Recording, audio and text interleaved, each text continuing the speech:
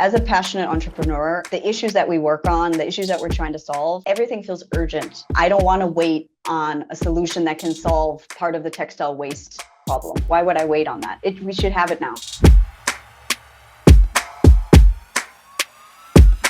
Welcome back, everybody. Rich Brubaker, founder of Collective Responsibility, here today with another episode of the Mission Driven Podcast. Through this podcast, I'm speaking with mission-driven entrepreneurs, innovators, entrepreneurs, the ecosystem of individuals who want to harness the power of entrepreneurship and innovation to solve the big challenges that we face. And through this episode, I'm extremely honored to be joined by a serial mission-driven entrepreneur, Kasia Zellmann, who is the co-founder of Evergreen Labs, co-founder of Reform Plastic, co-founder of Glacia Water, and that's just what I could find on LinkedIn. I know there's more. For me, we've been talking about this for a number of years, and she's someone who's been in the circularity area, working in Asia against some of these challenges, and is one of the few entrepreneurs I know that's really done this at the Asia level, and has really kind of scaled out of her home country or through one country alone. And so it's really great to have her here to talk not just about the work that she's doing, but also how she's scaled, how she manages multiple organizations, and what keeps her going through all these years. So with that, Kasia, it's great to have you here. Thanks for having me, Rich. I'm excited. All right. So the starting point, we always like to ask, who are you and what is the mission that you're on? Yeah, so thanks for the great introduction. I'm Kasia Zellmann. I'm originally from the US, but now I have been living in Vietnam for almost a decade. My mission is to bring business and impact together. And I've been trying to prove circularity can happen at scale, not only in Vietnam, but in the Southeast Asian markets. And as nicely put, I guess I am a serial entrepreneur. I have many different entities under my name, but I can share more. That wasn't intentional. So I'm happy to get into it. All right, great. So what led you into the space to begin with? What led you to Vietnam? What led you to entrepreneurship? And how did you accumulate these multiple organizations? Yeah, so my story starts back in the US. I am from a small town in Wisconsin, and I'm originally science trained. So my background is in biology and in chemistry, and I finished my PhD in Germany in cancer research and stem cell biology. So I'm not from the impact space at all. It grew on me, and I've learned over the past years. And through my training, I guess I do have a lot of strong soft skills, analytical skills, management skills that I now lean into heavily. But I've never taken a business class in my life. So this is proof that you could do it without any experience. And I guess I like to call myself an accidental entrepreneur. It kind of fell into my path. It wasn't part of my master plan by any means. It was through a bit of luck, and of course a lot of hard work later on, but it really came about. And Vietnam wasn't on my radar either. It was through a network and mutual friends that kind of brought me and my co-founder here back in 2016, and it's been my home ever since. So you mentioned kind of an accident. What was it? Like, what was the catalyst that said, okay, I'm going to leave stem cell medicine science for circularity, mission-driven entrepreneurship? It was many factors. I think in terms of my lab work and working on the bench, I'd worked almost a decade in the lab, and I think I've always been curious about learning and understanding the world. So that's what led me naturally to science, but I've always been a passionate conservationist and environmentalist. I set up the first recycling systems in my high school. I was part of the environmental club. And the only reason I kind of took a slightly different path was mainly just for career purposes and find better jobs in pharmaceuticals. But after completing a short postdoc, I just realized that I wasn't really fulfilling my purpose. And while that may seem silly coming from someone who did cancer research, my impact really wasn't fulfilling who I was. And also, to be honest, the chances of creating a drug that really creates impact is very, very small. So I decided it was just a nice time to maybe push pause. And my partner and I moved to Hong Kong to explore opportunities there, originally in our respective fields. But we just started a small social business using stone paper, so an alternative paper material made from residual byproducts of the mining industry. And we started making notebooks and logbooks. And it was just a small little pet project, but actually it kind of gave us a taste of what entrepreneurship could be like.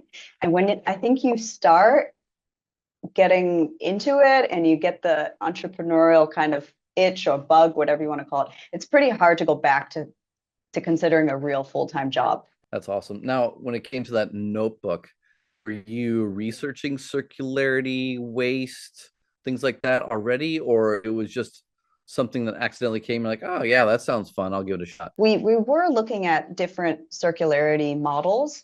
We read, I don't know if you're familiar with The Blue Economy from Gunter Pauli, his book, and that kind of inspired a little bit of interest, sparked some interest, and we started to research also out of a pure need. Personally, I needed a new diving logbook, and so we looked at this material because it's actually waterproof, and we thought that's amazing, and of course it's sustainable, and that kind of was the simple hook into this space. But again, coming with a deeper passion for sustainability and environmentalism, I think for me that was already really interesting. But that, I think, entrepreneurial spark was combined with a few findings along the way. All right, so fast forward 10-ish years, where are you now? Like I mentioned that there's 3 brands. I think there's 5 in total underneath one umbrella.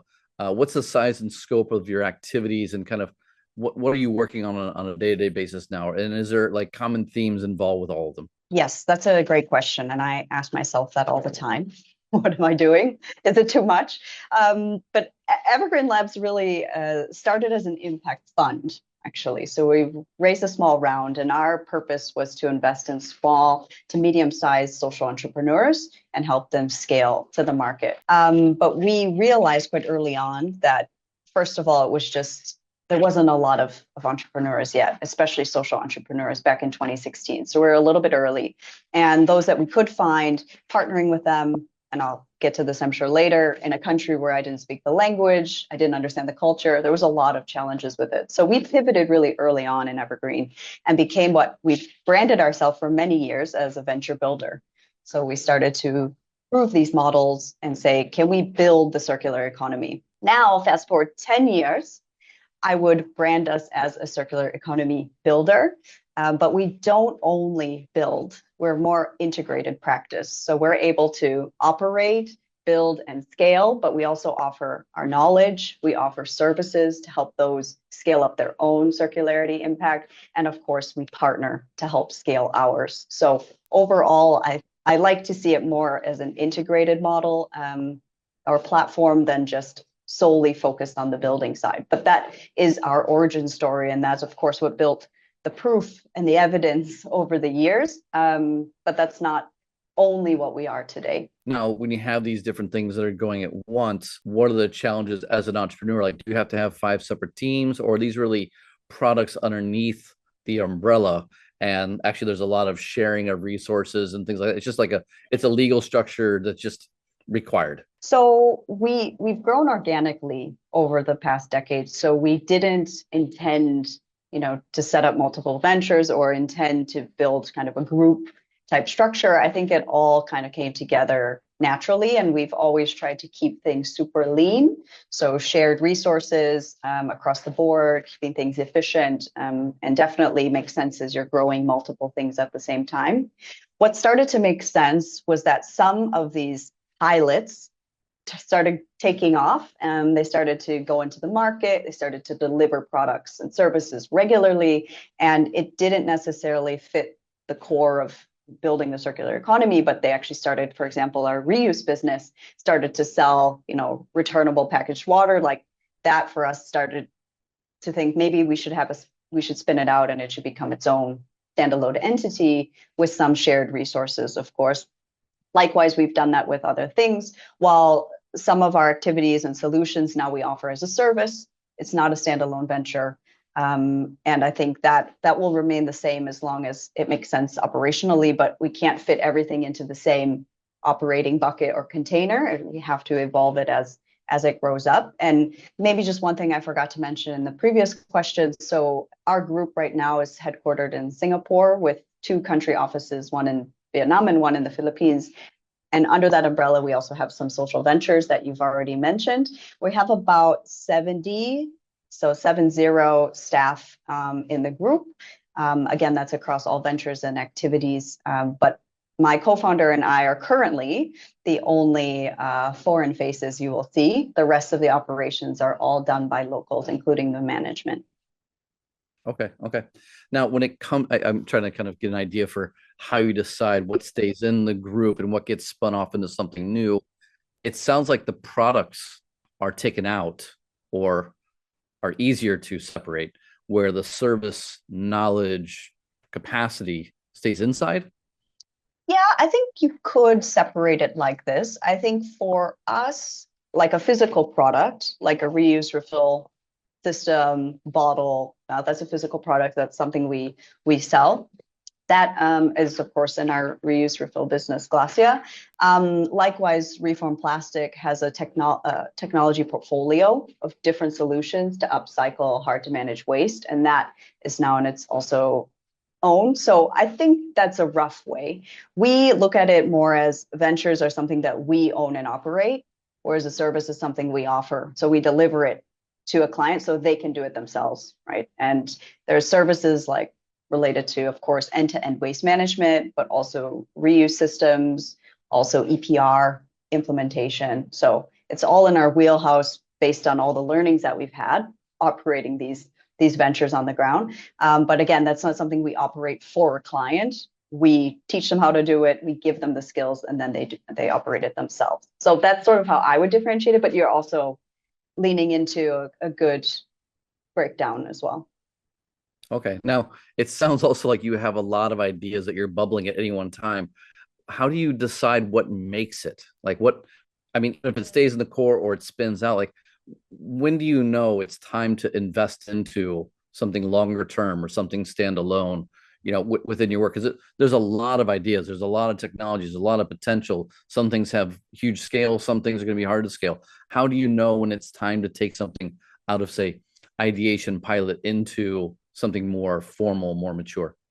That's a great question. I mean, it's in our name, labs. So we continuously innovate and pilot. I can't give you an exact number, but I'd say we've piloted at least 25 to 30 different solutions. And you see a few have really made it through. And there's a few factors, but if I have to kind of summarize it in one main kind of eligibility, it would definitely be the market. So we making these decisions based on the business case and can it really scale up? We're not creating pilots so that we can have a nice case study and say, look at the pilot that we did. We're running the pilot so it can become a venture. And we make decisions quite early on if we feel like it's not going in the way that we want. And mainly that's, again, the market side. So maybe just quick an example. We've now built two refill reuse facilities for Glacia, one in Da Nang and one in Ho Chi Minh City. We've analyzed markets in Nha Trang, in Ha Long Bay, in Hanoi, in Vientiane, in Luang Prabang, and we haven't built any there. But we do a deep market analysis. We fly there, we talk to the stakeholders, we talk to the clients, and then we make a go or no go decision. So it for us really depends on that because we know the models can work, but the models work only under certain economic conditions, and that for us is key. Now, when it comes to, say, that example, and you've got two cities that you're working on, you have several others that you've decided either can't be scaled into or for the time being can't be scaled into. Is that, if you know that kind of from the get-go, would you get into those two cities to begin with? Like, do you look at things that, no, we need to scale across these major 10 cities, these three countries, this region as a starting point to that decision? Or are you happy saying these two cities, it's stable, it's scalable, there's a market that's requiring it, and maybe in 3, 5, 10 years, we can then, make a further penetration out? All the ventures that have spun out have only done so because we know that the scaling can happen in the short to midterm. So we're not investing our time or our resources in something that we can do, I don't know, another facility in 10 years. And I can share a bit about that.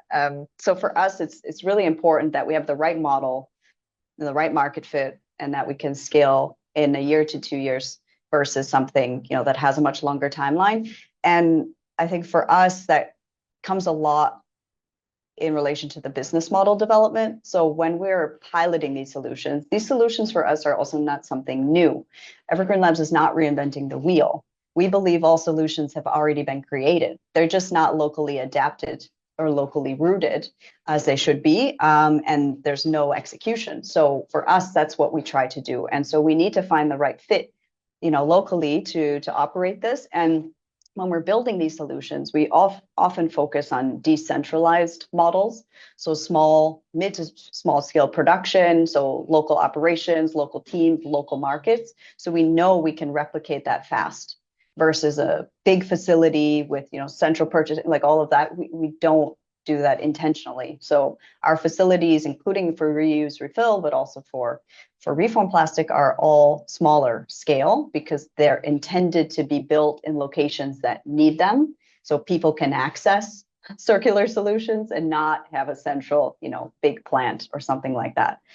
I would guess that, say, the glass refill is different than the reform plastic in terms of, where you can make investments and where the need is. Like the water bottles, probably touristed markets, that have a high number of hotels and even commercial, like the grade A commercial buildings. But the reformed plastic, I'd say, like the need is probably in the third, fourth tier cities outside of, say, Ho Chi Minh, Da Nang, Hanoi, or Manila, because they have the least amount of capacity in waste management. So how do you balance that?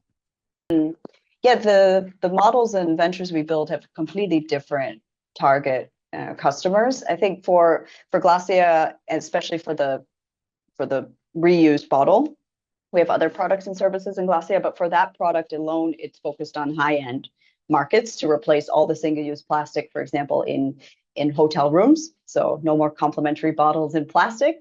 So that's our target. Versus when we look at, as you mentioned, reform plastic, we're really trying to democratize waste management equipment and tech so that everyone can access it, including the local wards and barangays in the Philippines.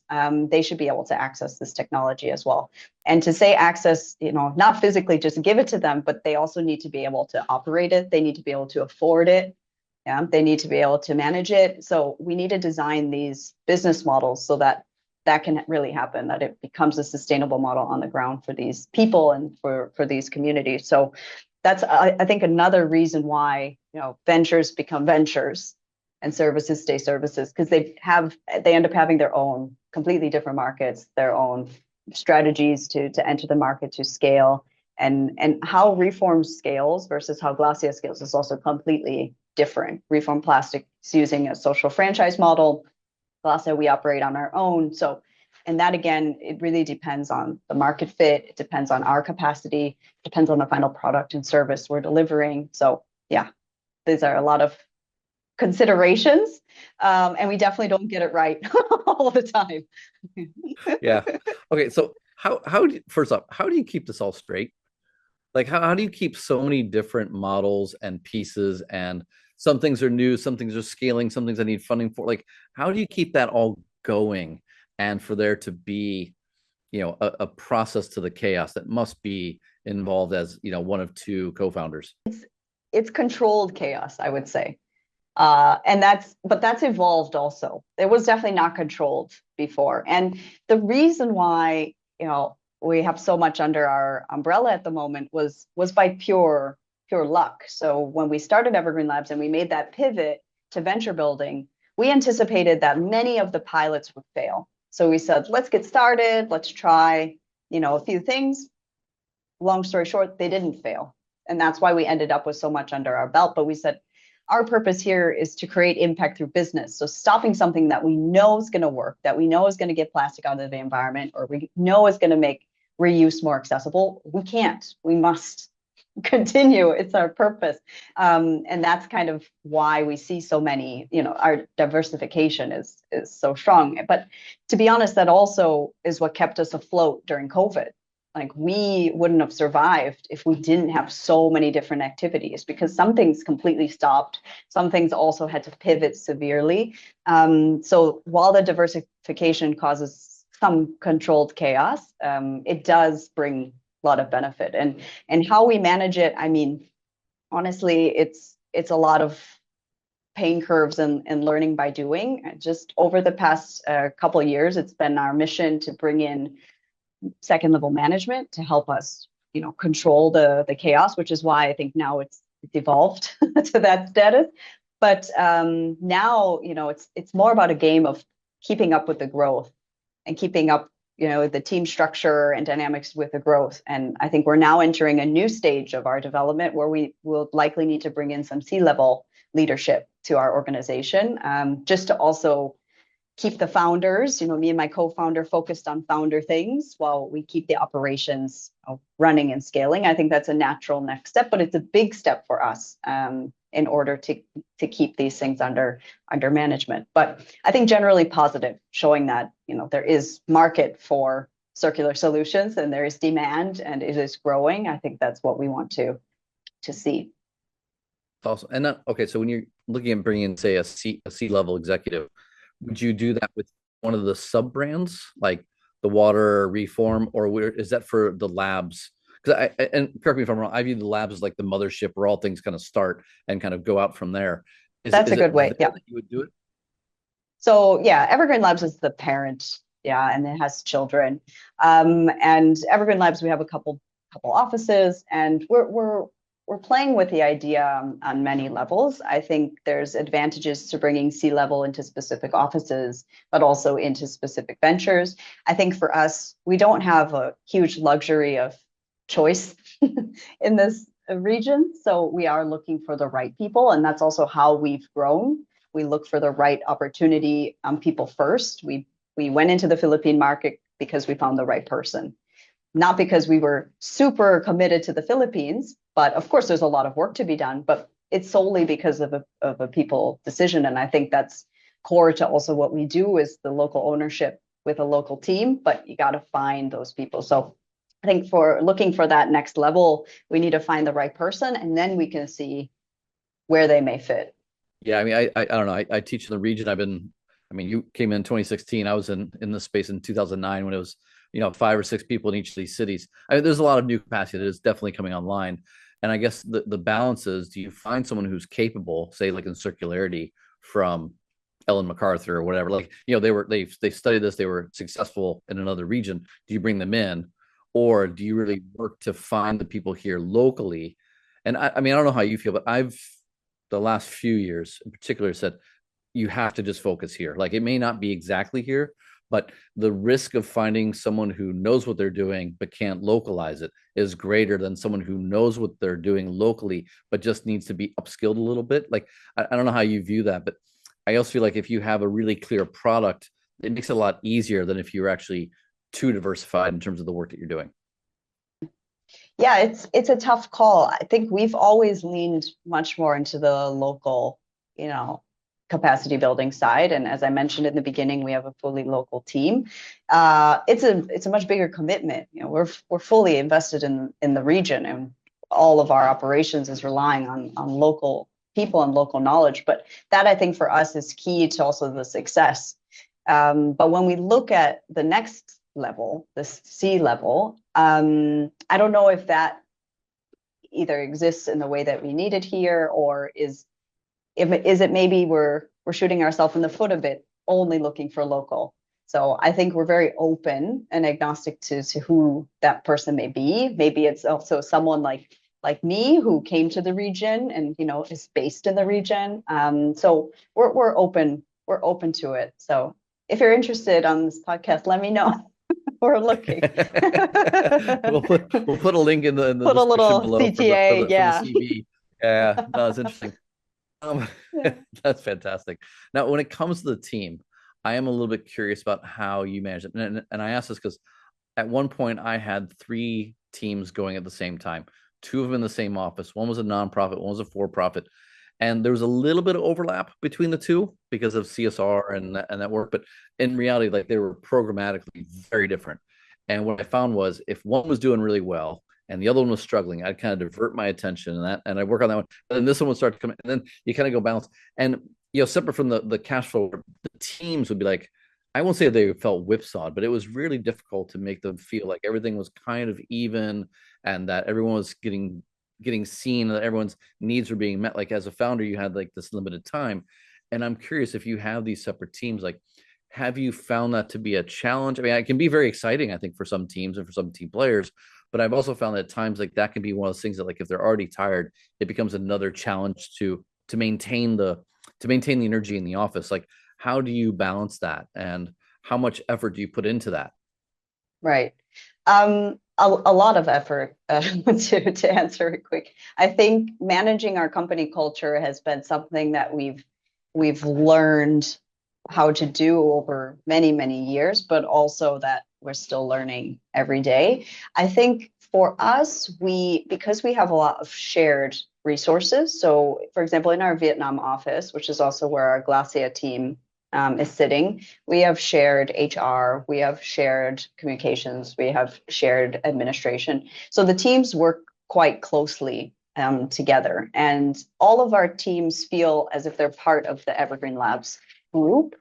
So they're all sort of one, they understand that they sign a contract maybe with this entity, but in fact, it feels much more like one kind of unified team. Everyone works on their own thing, has their own product or service, or for example, Glacia sits in a shared office space with our Vietnam office. But I think that kind of helps because actually that umbrella entity helps bring everyone together. And for also just one last thing, we offer the same benefits to all team members. So it's not like Glacia has their own training and development program. Evergreen as a group offers a training and development program to everyone equally. So they all have access to it. Some, of course, is mandatory, but others voluntary. So again, if it's not relevant for that venture team, it's fine, but maybe it is. So I think that makes it feel a little bit more unified. I definitely don't have enough time anymore to spend with, especially with my management team. So I did a lot of one-on-one mentoring with all of my management, which is actually part of the work I really enjoy. But it does take a lot out of me, and I need to manage many things. But I think it's important to highlight at least a few key members across all of parts of the operations to ensure that everyone feels seen, everyone feels heard, and also that you essentially can multiply yourself through them. Right? They're the ones instilling the company culture to the teams working on the ground or working in the facilities, right? Which I cannot be there. Plus, I don't speak the local language, so it doesn't really help me. So I kind of decided to target, that middle management to really help them build their skills and also give them some time with me. But it's not easy. Definitely tricky, for sure. Yeah, and it changes and it's people. So people change and people have different expectations and personalities. So yeah, it's just something you have to adapt to, and there's no perfect system. I'm sure some of the team would say, yeah, I get a lot of support and development and trainings, and others would say, oh, I never get trained, even though they have access to it. It's just how it goes. So I think we all do our best. Speaking of doing your best, when it comes to launching, I mean, you mentioned about 20, 25 different initiatives, 7 have taken hold. What are some like common lessons that you've learned about what would make for a successful venture, or what makes for a successful process to identify the potential solutions that you would bring to scale? Like, I mean, you went from a fund to a venture builder to now, to this model. You must have, like really learned so much as an entrepreneur. And I'm curious, like, what are some common lessons or themes or structures that you've come away with, like, this is the way to approach it, or this is the way to, and to move forward on these topics, and to know like what to focus your energy on, or what's worth the time. Mm. We don't have, even today, a clear framework or eligibility criteria. I think we're very still we want to stay open-minded and agnostic to opportunities. We also don't only focus on our key industries, we focus on circular economy. So we're really open to that. One key driver, however, is definitely the team. So we've tried different models in the past where we've also partnered to kind of co-develop a solution with a co-founder outside of our organization. And to be frank, none of those pilots ever worked out, which is also why a lot of the work you see today is just turned inward and become our own, because we can operate, control the scale. It's very challenging, and we've worked with various different co-founders in different types of projects, and it just doesn't pan out for us, even though we have built, kind of a platform that could be leveraged and all the learnings. But there's always this, I find, ego and things that get in the way. And we're very focused on, our mission. So we're not looking at that. But I think that is for sure one big challenge. Otherwise, I think for us, it needs to make sense time-wise, in sequence. I say we just look at things and say, oh, that looks nice today. There's a lot of strategy involved, and we have to understand the markets, the regulations, the changes in, for example, the Vietnam EPR is coming in. These things make a huge difference in our strategic planning, and we kind of know what the markets may need, or we see an opportunity and we might say, hey, you might want to come to this region soon because of this. So I would kind of argue back a little bit at myself being too nonchalant, but it is sequenced in a way, for operating in reality. And while we have had to turn down, some pilots that weren't successful, some just didn't work fine. Others, the business model wasn't strong enough to compete. Our products and services, we also trying to compete in the real world, not create premium products for only conscious individuals. We're competing with plastic. We're competing with plywood. We want to make a competitive product. So some just didn't have the economics, while others didn't have the right team. But we've also had some really good models that the timing wasn't right. So we don't call those failures, but we say we shelf them, until it's the right time. So those factors kind of come into play. And of course, my time, my co-founder's time is a big factor as well. Can we take on more? That's why we looked at the co-founder model. So I think that drives the decision and where we kind of step into next. And actually, when speaking about that, like the sequencing, timing, your capacity, do you find it like, you'll start something, it's got some legs and like nothing else for 18 months until we solidify this? Or are you constantly just kind of moving through it and you're taking on as much as you can? Like, I feel like, it's very easy to say, no, once every 18 months we'll start something new, but is that a way that you approach it? Or is it really, you don't have necessarily a standard sequencing that you look at? It's just, do we have the time? Do we have the resources to make progress here?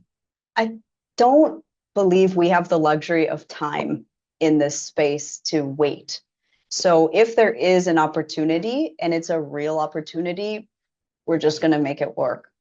we're going to sleep less. We're going to hire more. Our model, our mindset isn't, oh, let's be really, deliberate and only spend this much time, especially at this current moment. We do everything all the time.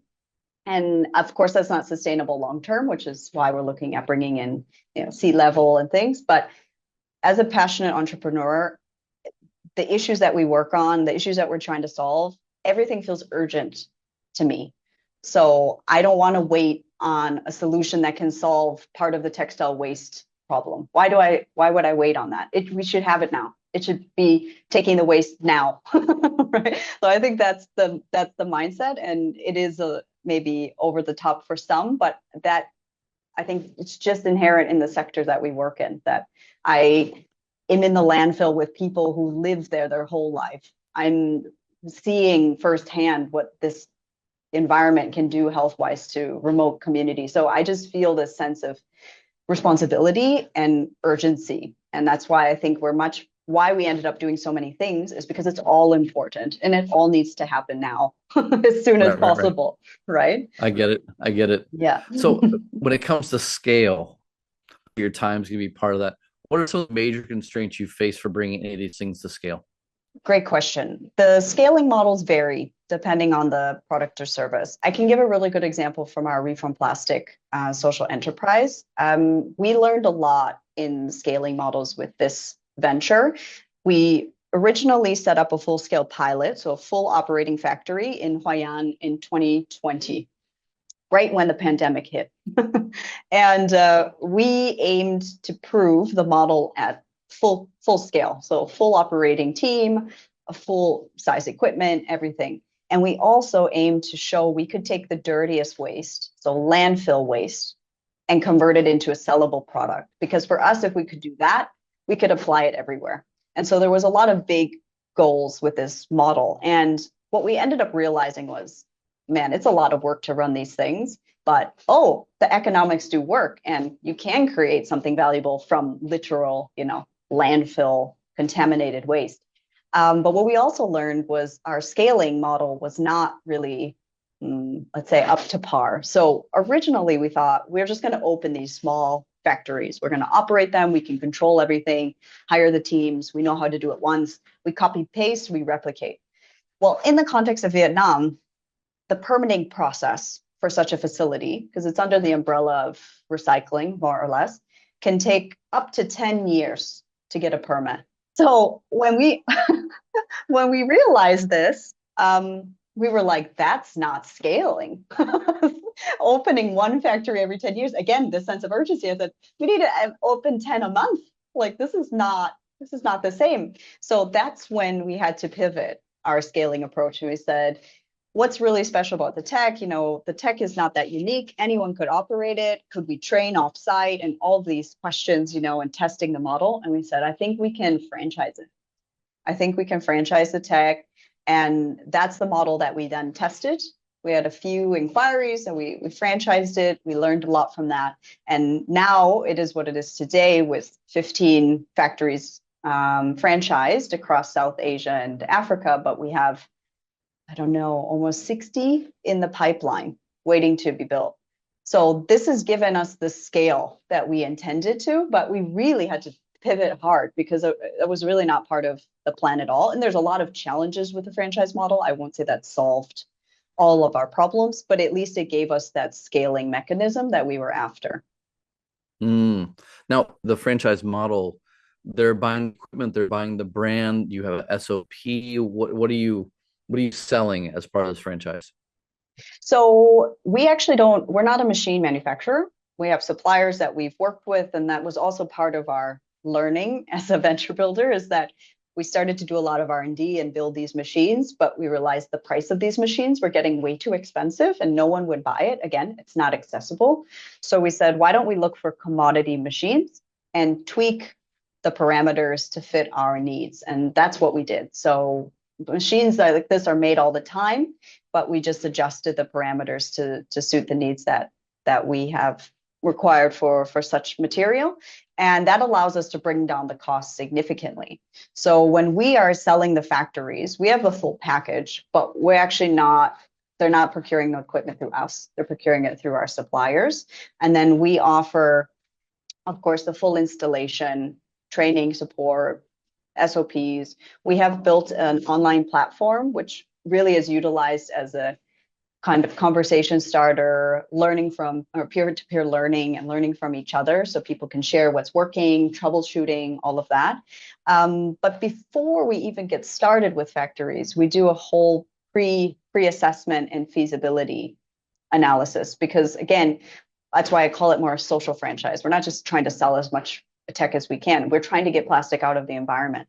So to do that, we need to make sure that the economics are going to work. How much does a plywood board cost in Ghana? Can we compete in that market, right? How much does electricity cost? How much is the final board actually going to cost? So we go through this deep analysis before we even sign a contract with these franchisees. And that, I think, genuinely makes it social franchise, let alone all the support we continue to provide them. But that, I won't say guarantees, because we're not in control, but sets us up for success, sets us up for high impact when we do bring the tech to these remote areas. And it's underneath the brand that you have, or like, because you like, I would imagine the franchisees themselves, it sounds like, I can think of like a McDonald's franchise, like you can't just take the inside, you have to have the brand as well, and you have to represent the brand. Is that true of your franchisees as well, or are you working with other, say, circularity NGOs, labs, for-profit companies to just help them get a little bit further as their own brand? They operate as their own brand. So we provide the tech. There's some comms that's baked into the contract. Like if they mention the technology, they should say tech provided by Reform Plastic. But other than that, it's fully their operations. I mean, it's their facility, it's their boards. Yeah. So as Reform Plastic, we don't do a lot of, sharing our boards. We don't own any factories. So we have one joint venture partner in Ho Chi Minh, but mostly we're resharing our franchisees posts or brands or boards or designs, right? So it's a whole network of operators under their own brands. But then why do you need to do, say, a market assessment of the boards? Why do you put that on yourselves instead of just say, you're the franchisee, it's up to you to make sure that there's a market before you can get started?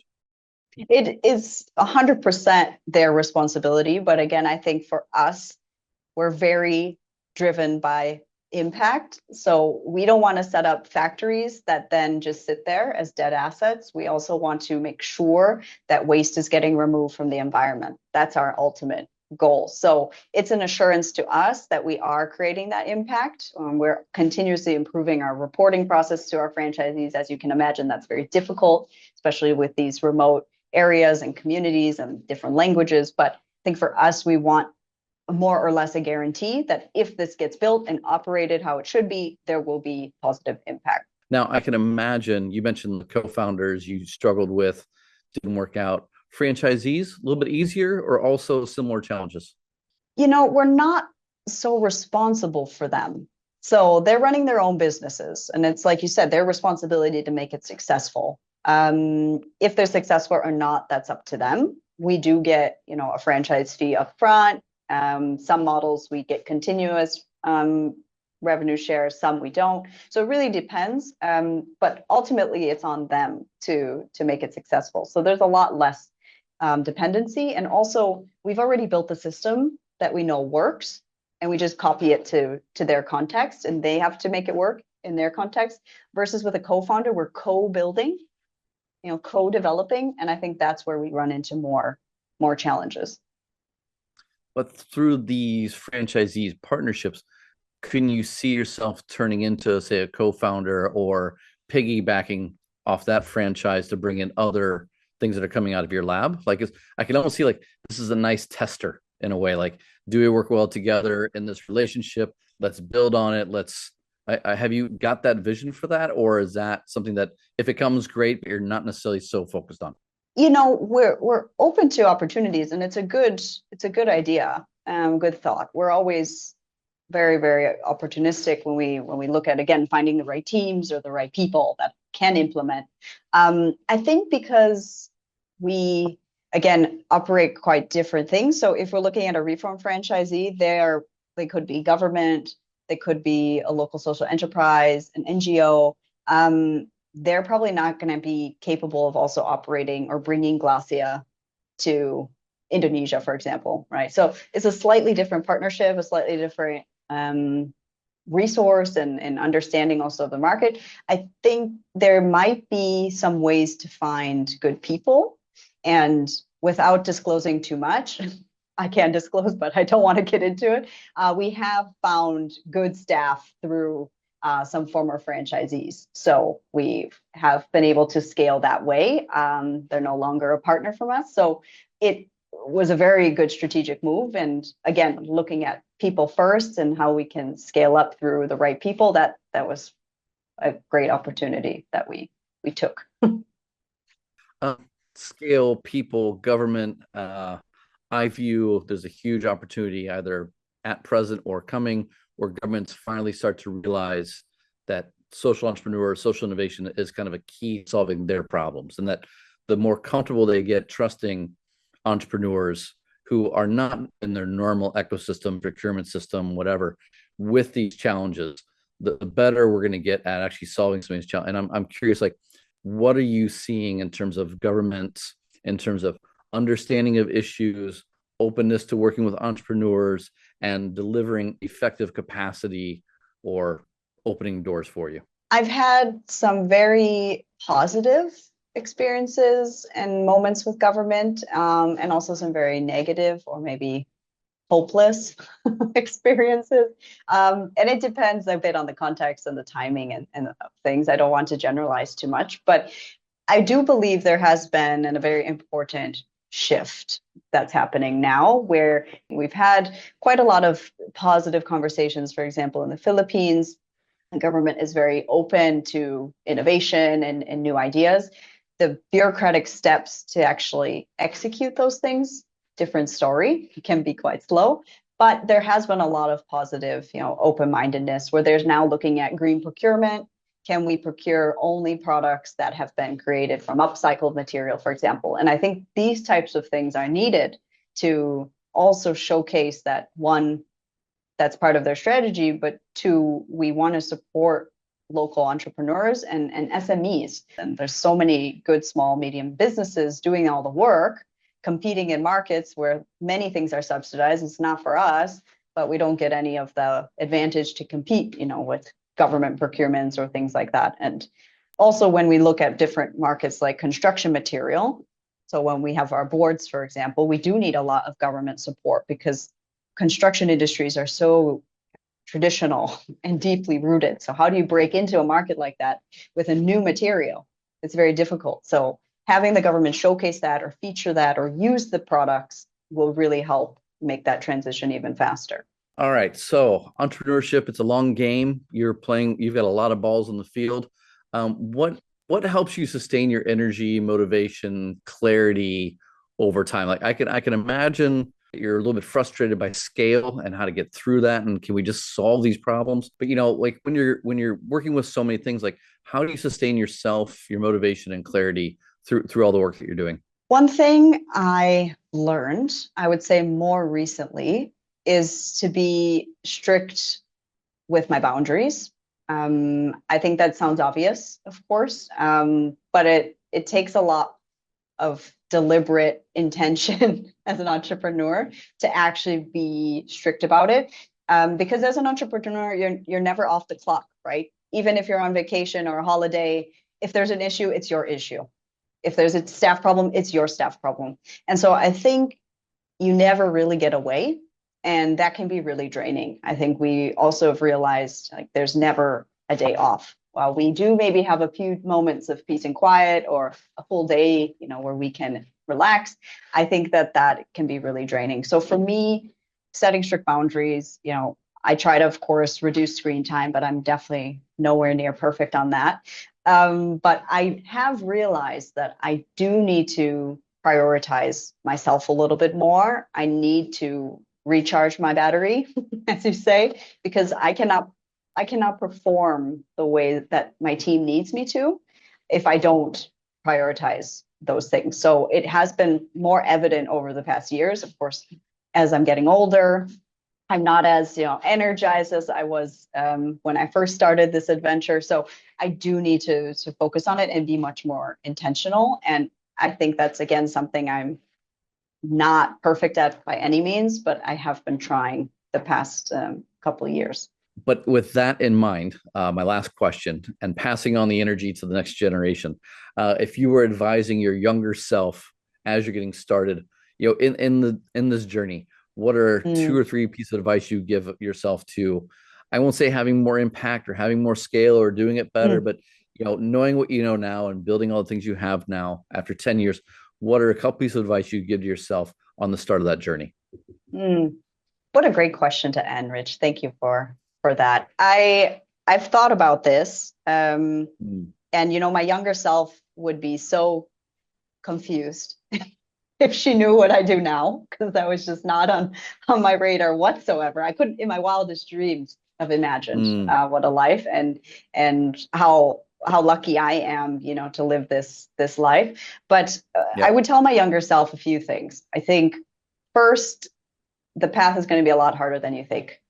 But on the flip side, it's going to be so much more meaningful than you can imagine. So I do feel like the moments that have been super challenging where, you feel exhausted, you want to give up, the models don't work, the team's changing, everything just feels like it's nonstop. You're constantly on the front lines. Those moments are things where I, in that moment, never thought I would get through, but you do. And you realize how resilient you are, how strong you are, that you can become better with each of these learnings. And I think I would tell myself to not worry so much about fitting this traditional entrepreneur profile. I think in the early stages of my journey, I was also like trying to figure out, what am I doing? What is this? I have no business training. Like, how did I get myself here? And I never planned to become an entrepreneur, but I became one because I just care deeply about these problems and trying to solve them through building things. And I've just committed to that. And I think that's what's made the journey really rewarding and has always been my red line. So I would just tell myself the work becomes your purpose. It actually becomes who you are. So, trust yourself, trust your gut, and just keep building.